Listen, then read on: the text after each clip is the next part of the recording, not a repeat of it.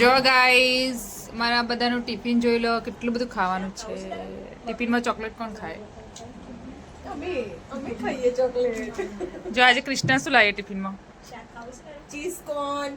પછી હું થોડું ડાયટ કરું છું તો હું લાવી કાકડી, સબ્જી, રોટી. પણ ડાયટમાં રોટલી ના હોય, એક જ ખાવાનું. પછી રોશની. આજે તો મારો ફેવરેટ મુંબઈથી હીર લાવી છે હલવો. હીર તું કેમ લાવી હલવો? બસ હું મુંબઈ ફરવા ગઈ હતી. Oh my God.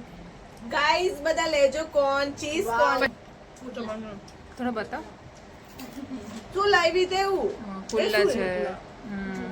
પછી હીર. પુડલો લાવી હું છું આજે પણ મારો દાળ અલગ ભાત લાવી પુડલો છું છે. કેમ કે મારા ઘરે ભીંડા બનાવ્યા હતા અને મને ભાવતા નથી. પુડલો તો સાવ હવાઈ ગયો છે. પછી આ છે મૃણાલીબેન, બહુ જ શરમાય છે.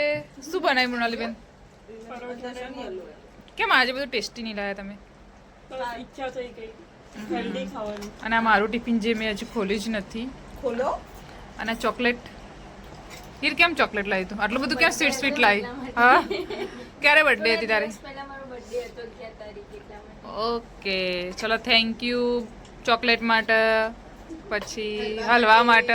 કેટલી શરમાય છોકરી. Welcome welcome. Guys cheese corn ખાજો બધા. હા ચોક્કસ ચલો નિમિષાબેન એમનું ટિફિન ખોલે છે અને બધાને બતાવે છે કે એ શું લાવે છે.